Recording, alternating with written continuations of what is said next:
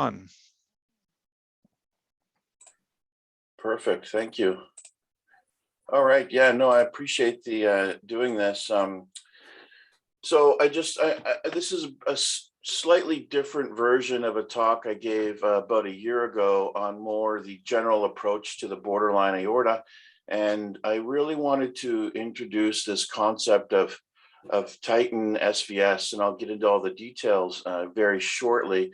But it's a word you're going to be hearing about a lot, and it's an exciting new initiative led by a small group of Canadian aortic surgeons, which has a greater international reach in terms of aortic research. And by virtue of our strong aortic program, we've been asked to be part of this aortic research consortium that's called Titan. And specifically Titan SVS, Titan itself is an acronym for Treatment in Thoracic Aortic Aneurysms. So this is really research relegated to the ascending aorta at this time. And the SVS in Titan SVS looks at surgery versus surveillance. And like I said, and I'll come back to this point, but I just want to keep you aware, SVS is one arm of the Titan Aortic Research Consortium. There's in addition to SVS, there's Titan Commence, Titan Head Start, which I'll give brief definitions of later, and a Titan Biobank, Titan Core Lab. So it's really kind of an interesting way of doing research, of kind of consolidating resources and efforts across the country to better affect research. So Titan SVS, and you're going to be hearing a lot about this and around the hospital, and I refer to it in my referral letters more and more often. So it has implications for referring physicians, GPs, and cardiologists. So you will be hearing the word Titan a lot, and specifically as it pertains to SVS. And it is a randomized controlled trial we are involved in, and I'll get into the details of that. But we're speaking about the borderline aorta.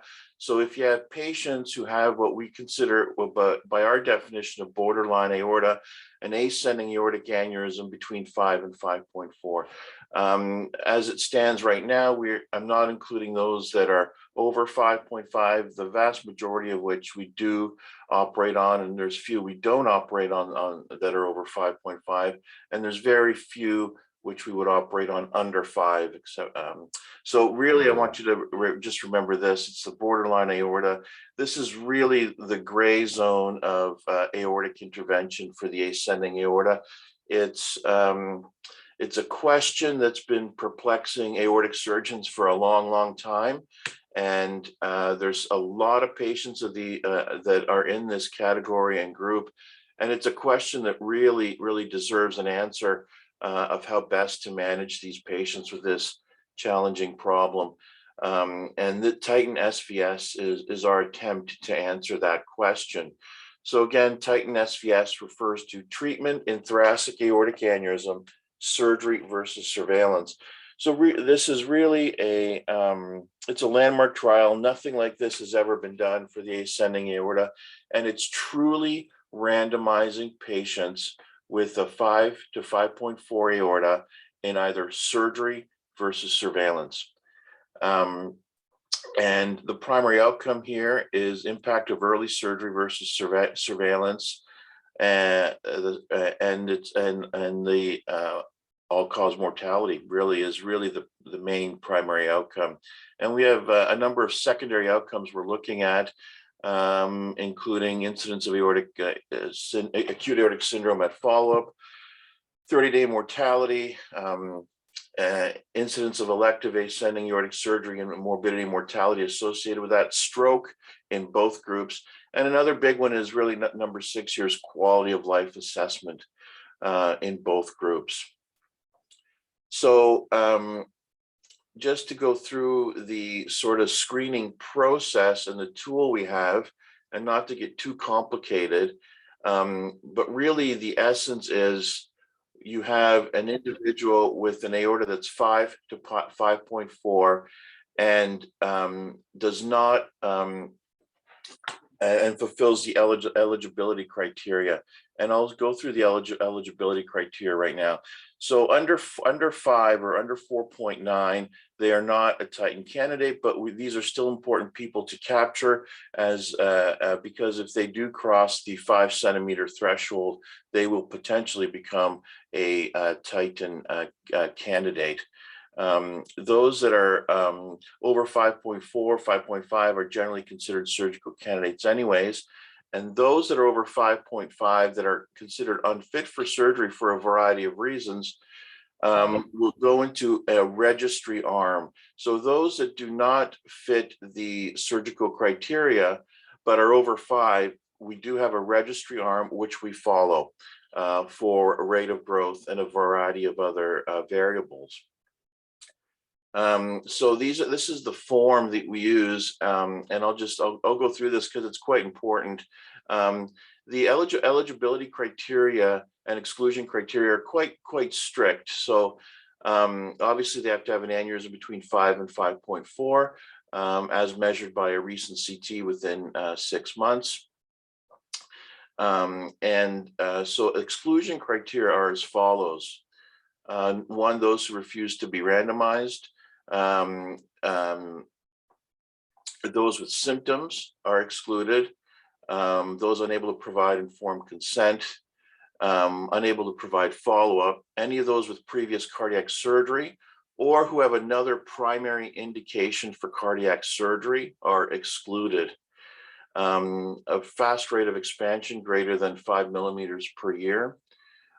Primary arch aneurysms with secondary ascending aortic aneurysms are included. Those with connective tissue disorders are excluded. Those with familial aortopathy, so those with a significant family history of acute aortic syndrome, aortic related death are excluded. And those with a significant other medical condition, whether it be lung disease, liver disease, severe renal kidney disease, are excluded as well. So there's a lot of exclusion criteria, and it's, as you can see, I'll get to this point later, that it tends to be a dwindling pool of potential applicants that are eligible for the study, which makes the trial challenging. So this is it's an international study primarily focusing on North American sites. And we've been one of the early centers asked to participate in this, and it includes a lot of the major aortic centers in North America. This study started in 2018, and recruitment continues and is ongoing. So I'll show you a couple slides here from that's recruitment and enrollment as of July 1st, and I have a more updated slide here from September of 2021, and this is a note and laudatory note to our research team here, including Carol and Laura, have done a great job in quarterbacking the complex issues around getting this study off the ground.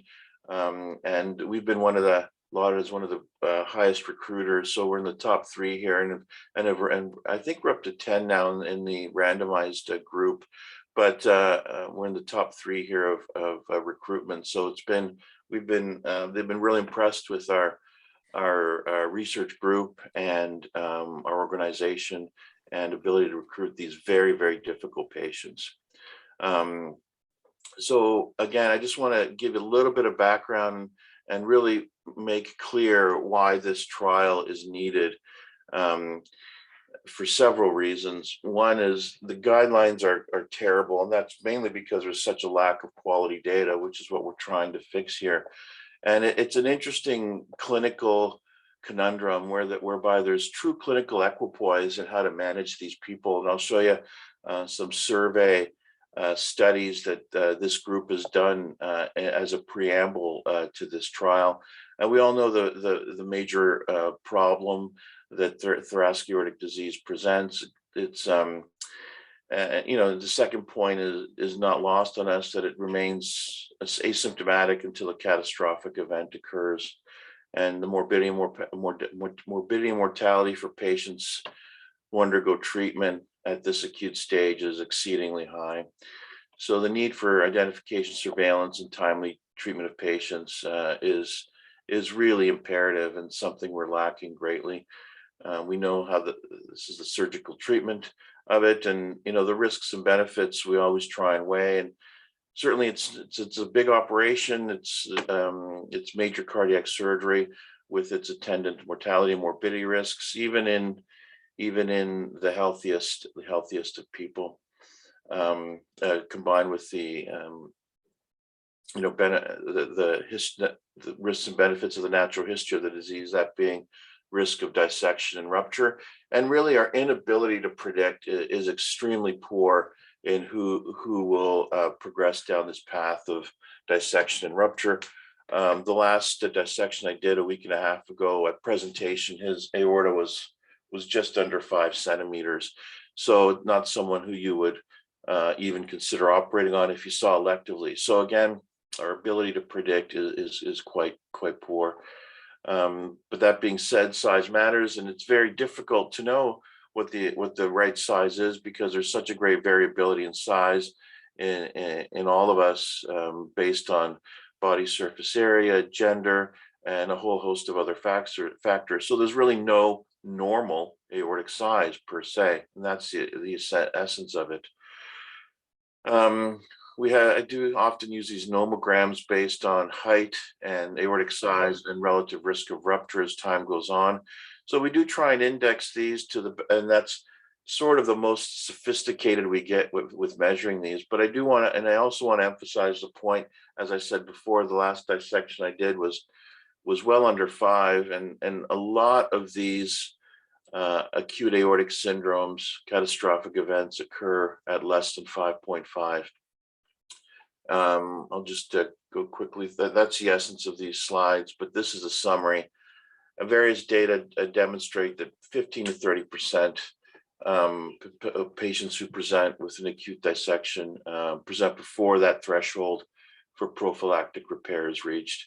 And we do have some guidelines, consensus statements from Canada and the US and the European guidelines, which are poor at best, and very generalized. And the summary of those is that, we all know ascending aorta greater than 5.5. We operate on 5 to 5.4. We generally try to include patient risk factors and try and develop sort of a more nuanced method of making a decision. But really, it's surgeon specific, surgeon practice specific, and it's not accurate, and it's flawed at best. So the level, as I said, the level of scientific evidence is poor. There's no true randomized data for the thoracic aorta, with small retrospective studies and consensus opinions only, and which leaves lots of room for flexible interpretation. And really, in today's day and age, that's not how we tend to practice medicine, and a move towards evidence-based management of these patients is what's really needed. This meta-analysis demonstrated that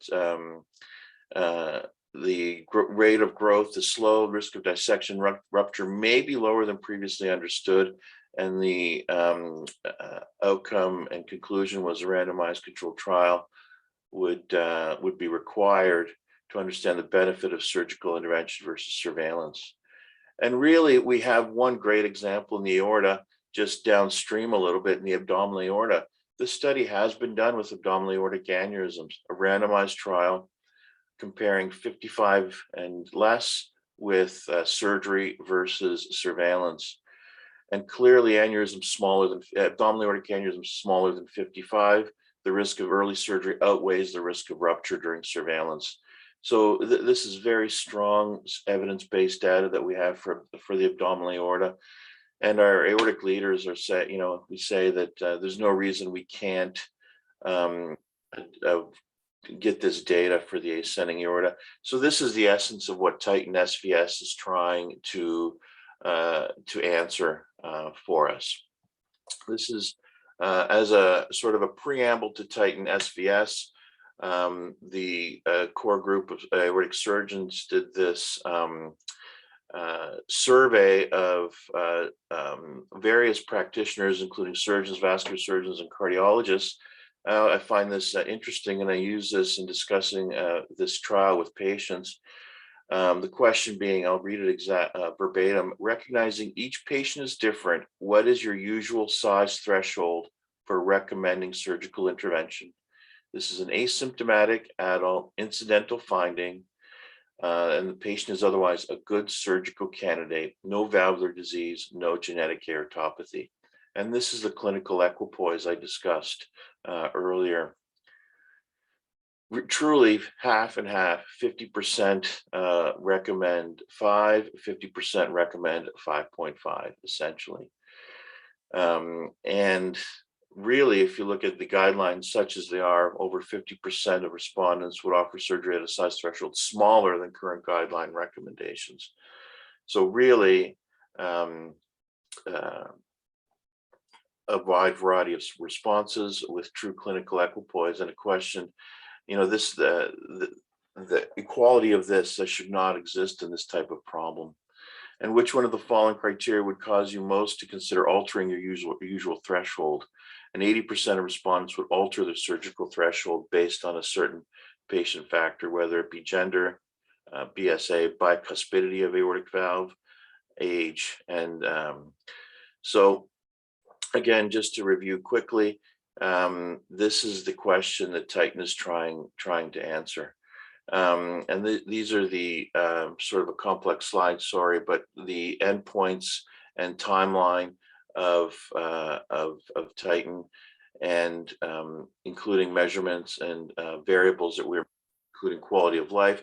And we're trying to get upwards of data into 2025. Our ideal goal is 3-year follow-up.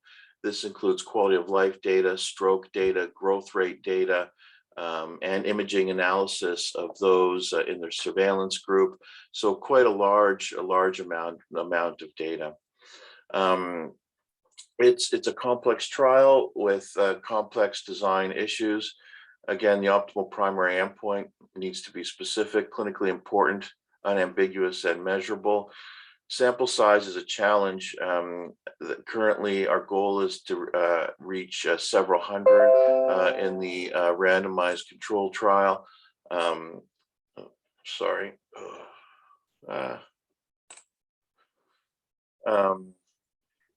And again, I'd just like to discuss some of the challenges associated with randomizing these trials, and probably a major reason this trial hasn't been done to date, and has taken a lot of organization and a lot of people coming together with similar thoughts on this to try and get enough patients to be able to randomize. Obviously we have a great degree of sources of surgical referrals, various aortic clinics and primary care, and cardiologists and internists sending patients in with patients with aortas between 5 and 5.4.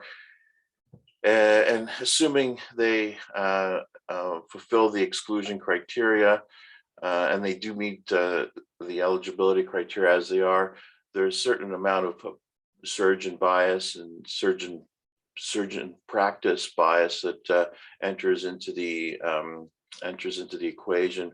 Based, we all think of these patients slightly differently, whether they're young patients, obese patients, whether or not they have valvular disease. So I've learned a great deal in discussing this with these patients, and I've really focused on sort of the psychology of aneurysms. And when I started this trial, I thought, yeah, it would be quite easy. We can, and start enrolling these patients. But when you really get into the nitty-gritty of discussing these issues with these patients, you really understand the effect this has on the psychology of the patients. And it really takes about an hour of discussion with each of these patients with me to try and have them understand what we're trying to do with this trial. And some patients have an issue with it. Some patients say, no, I want to wait till 5.5. And some are on the other end of the spectrum, say, yeah, this is great research, and I want to be part of this landmark trial, and are very interested in being part of it. But it really made me appreciate the great range and spectrum uh, of of how these patients think of these aneurysms, and it made me respect it a great deal more. So um, I'll just continue to wrap things up here. COVID obviously has been a significant impediment to recruitment, and we've changed a lot to virtual clinics, and research was suspended for a little bit. But anyways, hopefully those obstacles have been overcome. Um, so again, I just want to underline the importance of the Titan program on a grand scheme. Um, Core Lab associated with the Titan Aortic Research Consortium, the Biobank. And as I said, Titan SVS is but one arm on the flywheel of aortic research being done. And it's being led by a small group of Canadian aortic surgeons out of Ottawa and Calgary. And we are also going to be part of Head Start soon, which is looking at type A dissection and arch management in type A dissection. Anyways, I'll wrap it up there. I hope that's clear. And when people hear the word Titan, they have a little bit of a better understanding of what's happening with these patients. But if you have any questions or issues, furthermore, please don't hesitate to touch base with me or chat to me about these patients. Thank you. Thank you very much, Zlatko. If you would stop sharing the screen so we get everybody on screen.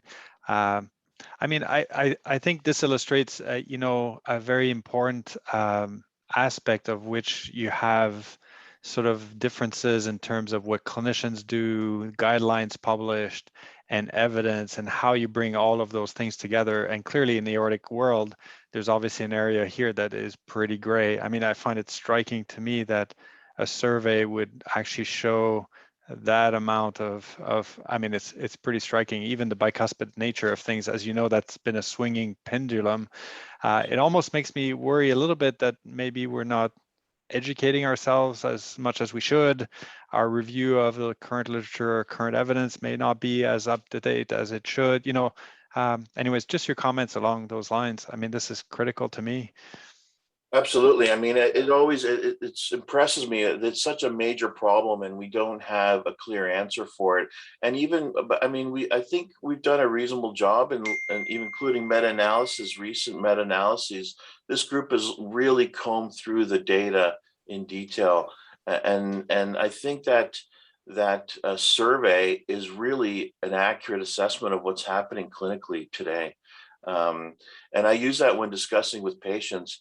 And I truly say, you know, if you have a 5.3 aneurysm, I guarantee you, you know, if you ask 10 aortic surgeons, 6 would go one way and 4 would go the other way. And there really is no right answer here. And I tell them, and then for me to include them psychologically myself in the trial, I have to be purely comfortable with going with either way. Yes. Watching them or operating on them. So it always impresses me. It's such an important clinical problem that we don't have an answer for, and there's no reason we can't follow the model of the abdominal aortic aneurysm, and we have a clear answer for that. Everyone knows 5.5 for the evidence, and it's clear randomized control data. So I think that's a great model for us to follow.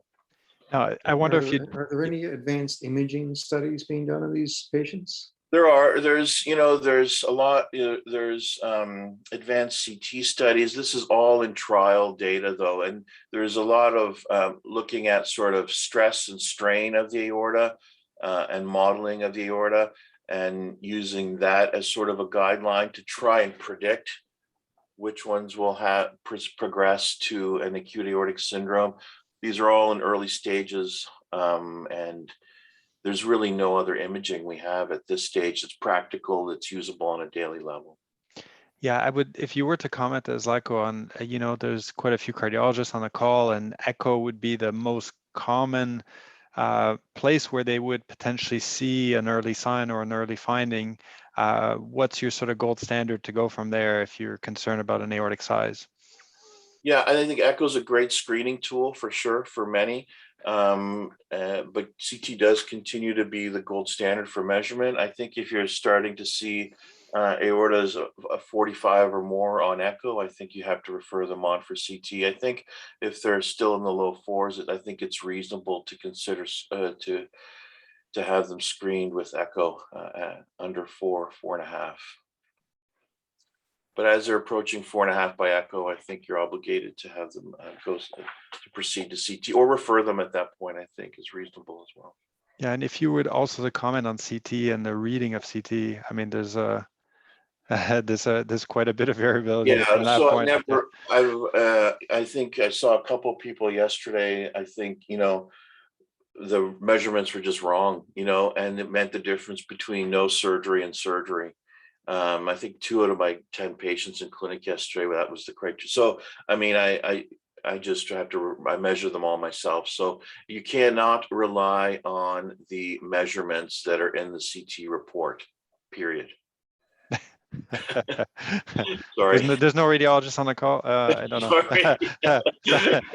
Marco, in the aortic clinic, you know, before this trial started enrolling, do you have a sense of how many of these people you've been following with this kind of borderline, you know, 5 to 5.4 centimeter ascending? You know, what kind of volume or proportion of people that you follow fit into this category and you know, would be potentially eligible for this trial? Yeah, that's a good question. You know, our aortic clinic sort of is in the several hundreds now, and with a variety of patient sort of pathologies, but it's not an insignificant number. I don't have a number off the top of my head, but we're trying. I'm trying to go back as well and kind of find these people who would be eligible and go back retrospectively in the list. But there's a large number, Chris. Yeah. All right. If there's no further question, I thank everybody. Thank you, Zlatko, for the great presentation, and encourage everyone, if you have questions, please refer questions to Dr. Pozeg or to any of our team that can help you sort out how to surveil these patients and follow them over time. Thank you very much. And this is the end of rounds. Have a good day, everybody. Thank you. Bye-bye.